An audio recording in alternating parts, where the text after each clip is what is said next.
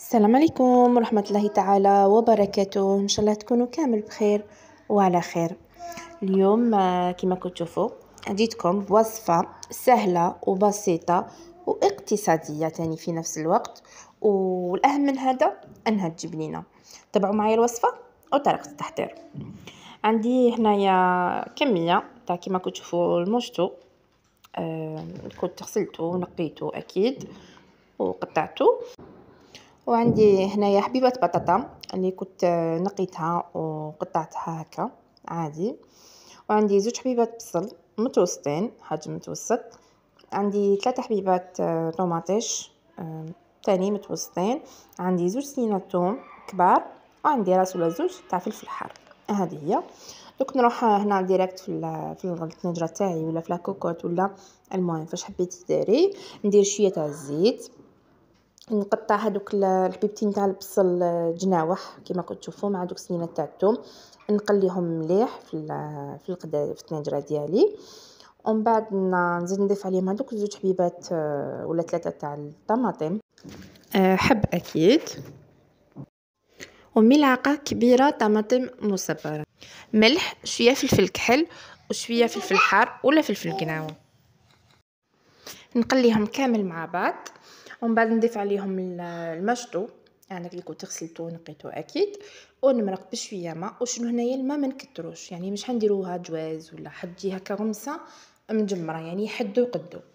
هذه هي نمرق بس ما تغطى عليه الخضره ديالي هذا مكان، ونغلق عليها ونخليها طيب. هنايا من جهه واحده اخرى عندي هذيك البطاطا نروح نقليها. شوفوا هنا ملاحظه، اللي ما حبتش ديري البطاطا مقليه تقدري تستغني عليها ديريها كيما جواز كيما حنا نقولوا تقطعيها مرسوات كبار وديريها، ولكن هكا تجي احسن يعني كتغيير. يعني دائما نديروها جواز وساعات نديروها هكا، يعني كل مره كيفاش. هذه هي.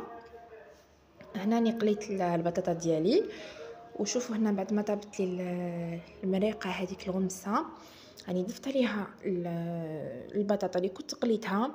وهنا شوفوا للامانه زدت لها شويه ماء، حوالي نص كاس تاع ماء، قسمه برك تتجمر لي مع هذاك الراس تاع الحار يدبل هذا مكان.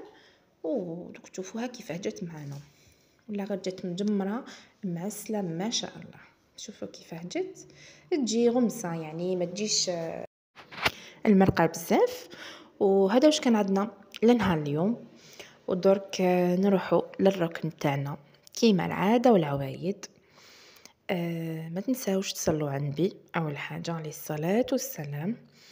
ودرك واش قالوا ناس زمان؟ قالوا ناس زمان اصفى وأوفى وخالط اهل المعارفه وشهد للسلام.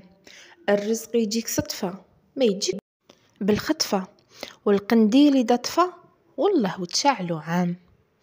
هذا واش كان عندنا لنهار اليوم. ان شاء الله كنت خفيفه عليكم وما تقلتش.